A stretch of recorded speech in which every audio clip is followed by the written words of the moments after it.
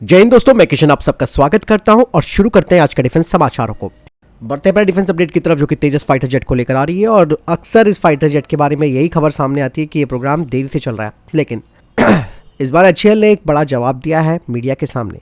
इससे पहले आप सबको मालूम होगा कि एयर मार्शल AP सिंह ने तेजस फाइटर जेट की डिलीवरी में देरी होने पर नाराजगी भी व्यक्त की थी, जिसका असर HAL को पड़ा है। इसीलिए हिंदुस्तान एरोनॉटिक्स लिमिटेड ने कहा है कि वो तेजी से तेजस फाइटर जेट्स बनाएगी और उनकी डिलीवरी शुरू कर देगी। HAL के चेयरमैन ने कहा कि इस वक्त हमारा फोकस प्रोडक्शन क्षमता को बढ़ाना है और हमने 500 करोड़ रुपए का इन्वेस्टमेंट किया है और तीसरी प्रोडक्शन लाइन के लिए 500 करोड़ रुपए और मंजूर किए हैं, जिसके लिए बकायदा हमने निजी कंपनियों को भी ये आदेश दिया है कि वो हमें रेडी फ्यूजलाज उपलब्ध कराए और उम्मीद है कि इससे प्रोडक्शन बढ़ेगा। 2027 तक हर साल 30 तेजस फाइटर जेट्स तैयार किए जाएंगे। यही नहीं, आगे वो बताते हैं कि नासिक प्लांट शुरू हो चुका है और पहला विमान यानी कि तेजस मार्क 1 मार्च में तैयार हो जाएगा। हालांकि इंजन एक बड़ी प्रॉब्लम है, जिसे लेकर उन्होंने भी कहा है, लेकिन उन्होंने कहा कि जल्द ही ये समस्या हल हो जाएगी। HAL के चेयरमैन ने कहा कि इस साल GE से केवल 12 इंजन ही भारत को मिल पाएंगे और तेजी से प्राइवेट सेक्टर की कंपनियों को इस प्रोजेक्ट में शामिल किया जा रहा है।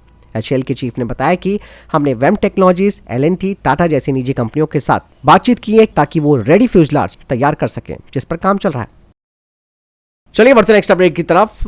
Su-57 को लेकर दोस्तों एक बार फिर से चर्चाओं का माहौल गर्म हो गया है और अमेरिका के F-35 के बारे में जब से खबरें रशिया में चल रही हैं कि भाई भारत को ये फाइटर जेट मिलने वाला है, इसके लिए बातचीत शुरू हो रही है, तो रशिया में खलबली मच गई है, क्योंकि 5th जनरेशन का फाइटर जेट भारत के पास नहीं है और भारत इसके लिए संघर्ष कर रहा है। लेकिन इस बार रशिया ने नहले पे तहला मारा है, मतलब इन द सेंस कि उसने ऐसा ऑफर भारत को दे दिया है जिसे भारत इग्नोर नहीं कर सकता है। दरअसल ये पेशकश यानी कि ये जो ऑफर है रशिया का, वो काफी शानदार है, जो कि अमेरिका के F-35 के ऑफर को काफी पीछे छोड़ देता है। सबसे खास बात यह है कि रशिया ने Su-57E के लिए भारत में इसका लोकलाइजेशन यानी कि निर्माण करने की बात बोली है। मतलब साफ है कि रशिया, जो कि भारत का भरोसेमंद दोस्त है, वो भारत के साथ 5th जनरेशन फाइटर जेट की टेक्नोलॉजी को साझा करेगा। रशिया की रोजबोन एक्सपोर्ट और जो यूनाइटेड एयरक्राफ्ट कॉर्पोरेशन है, वो साफ तौर पर कह चुके हैं कि हम full transfer of technology Bharat को देंगे और साथ ही भारत इस फाइटर जेट में अपने घरेलू सिस्टम को भी लगा सकता है, जिसके लिए बाकायदा अमेरिका अलाउ नहीं करता है। कुछ रिपोर्ट्स में यह भी दावा किया गया है कि Su-57 को हिंदुस्तान एरोनॉटिक्स लिमिटेड के साथ नासिक फैसिलिटी में निर्मित किया जा सकता है, क्योंकि वहां पर ऑलरेडी सुखोई 30 MKI का प्रोडक्शन होता है, तो कई सारे टूल्स और मशीनरीज जो है वो यहाँ पर काम आ सकती है। इसके अलावा रशिया की तरफ से कहा जा रहा है कि वो बाद में भारत को 174 यानी कि 174 किलोन्यूटन का AL-51 इंजन का भी ऑफर करेगा, जब एक बार ये इंजन प्रोडक्शन रेडी हो जाएगा। यानी कि दोस्तों रशियन Su-57 में भारत अपने जो सब सिस्टम्स है, कंपोनेंट्स है, उन्हें लगा सकता है। साथ ही साथ रशिया भारत के AMCA प्रोजेक्ट में भी एक बड़ी हेल्प करने के लिए तैयार है। इवन दोस्तों तब रशिया के अधिकारियों से पूछा गया था कि क्या भारत इस फाइटर जेट में सब सिस्टम्स और जो इंडिजिनस सिस्टम्स है उन्हें जोड़ पाने में सक्षम होगा, तो उन्होंने साफ तौर पर बोल दिया कि भारत को ये पूरा एक्सेस दिया जाएगा कि वो रशियन सिस्टम्स को हटाकर इसमें स्वदेशी सिस्टम्स को लगा सके। पूरी छूट वो भारत को देने के लिए तैयार हो गया है। यानी कि इस फाइटर जेट को आगे भारत कस्टमाइज भी कर सकता है अपने जरूरत के हिसाब से। और जैसे मैंने भी बताया कि कोई भी देश, खास करके अमेरिका की अगर मैं बात करूं, तो वो ये सारी चीजें नहीं करने देगा। और कुछ जो सीनियर इंडियन एयरफोर्स के रिटायर्ड अधिकारी हैं, उन्होंने कहा कि अगर भारत F-35 को खरीदता है तो भारत को इसके लिए लॉजिस्टिक जो चिंताएं हैं उनका सामना करना पड़ेगा, दूसरा रिस्ट्रिक्शन का हमें पालन करना पड़ेगा, और यही नहीं, भारत के लिए एक बड़ी सरदर्दी बन जाएगा। मतलब साफ है कि भारत Su-57E में इलेक्ट्रॉनिक वॉरफेयर सिस्टम और अपने हथियारों को भी इंटीग्रेट कर सकता है। तो एक रशिया का एक जबरदस्त ऑफर है जो कि भारत को कंसीडर करना चाहिए। हालांकि AMCA में अभी वक्त लगेगा, दैट्स वाई ये बातें सामने आ रही है। फिलहाल आपको भी क्या लगता है इस बारे में कमेंट सेक्शन में लिखकर जरूर बताइएगा। बढ़ते नेक्स्ट अपडेट की तरफ। कल्याण स्ट्रैटेजिक सिस्टम यानी कि KSSL की तरफ से कहा जा रहा है कि 31 मार्च 2025 को वित्तीय वर्ष के समाप्त होने से पहले उन्हें advance towed artillery gun system यानी कि अटैक्स का एक महत्वपूर्ण ऑर्डर मिल जाएगा। आपको बता दें कि KSSL यानी कि कल्याण स्ट्रैटेजिक सिस्टम लिमिटेड भारतीय सेना के इस अत्याधुनिक आर्टिलरी सिस्टम की आपूर्ति के लिए कंपटीशन में सबसे कम बोली लगाने वाली L1 के रूप में उभरी है। 307 यूनिटों का कुल ऑर्डर है, जिसमें से KSSL लगभग 185 यूनिट्स तैयार करेगा और बाकी की जो यूनिटें हैं उनका निर्माण टाटा ग्रुप के द्वारा किया जाएगा, जो कि दूसरी सबसे कम बोली लगाने वाली L2 के रूप में यहाँ पर स्थापित हुई है। ऑर्डरों का ये जो विभाजन है वो भारत सरकार और भारत सरकार के घरेलू रक्षा उद्योग के बीच रणनीतिक साझेदारी को भी प्रदर्शित करता है। ATAGS एक 155 mm बटे 52 कैलिबर की टोट गन है, जिसे कि DRDO और KSSL और टाटा समूह सहित निजी क्षेत्र की कंपनियों के बीच सहयोग से विकसित किया गया है और यह सिस्टम भारतीय सेना के पुराने हो चुके तोपखाने को बदलने के लिए डिजाइन किया गया है, जो कि बढ़ी हुई रेंज, सटीकता और गतिशीलता के साथ आएंगी। ये TAGS दोस्तों भारत के तोपखानों को एक नया पावर देगी। चलिए बढ़ते नेक्स्ट अपडेट की तरफ। पाकिस्तान की तरफ से दोस्तों एक बड़ी खबर F-35 को लेकर आई है और अभी तक तो वहां के लोग इस बारे में चिल्ला रहे थे कि भारत को F-35 नहीं मिलना चाहिए, लेकिन पाकिस्तानी सेना के एक जनरल जो कि रिटायर्ड है, उन्होंने F-35 के बारे में एक बड़ी बात कही है। उन्होंने कहा कि अगर भारत को F-35 लाइटनिंग II मिल जाता है तो ये एक बहुत बड़ी टेंशन हो जाएगी पाकिस्तान के लिए।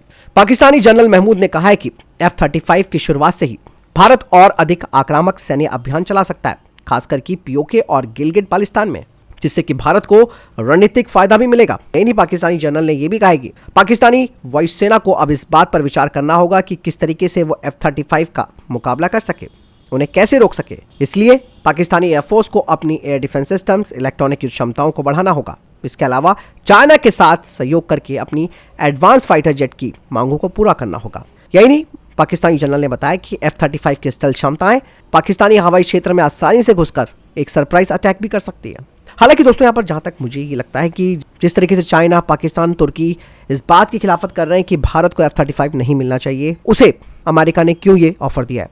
लेकिन मैं एक चीज आपको बताना चाहूंगा, कहीं ना कहीं दोस्तों ये अमेरिका की एक चाल हो सकती है, भारत को एक तरह से लुभाना, यानी कि भारत के दोनों ही दुश्मन भारत से चिड़े हुए हैं F-35 के ऑफर से। तो कहीं ना कहीं माइंड सेट और माइंड गेम का भी ये काम हो रहा है, जहां तक मुझे लगता है, क्योंकि F-35 के बारे में आप खुद समझते हैं कि एलन मस्क भी इस फाइटर जेट की अच्छी खासी बेइज्जती कर चुके हैं।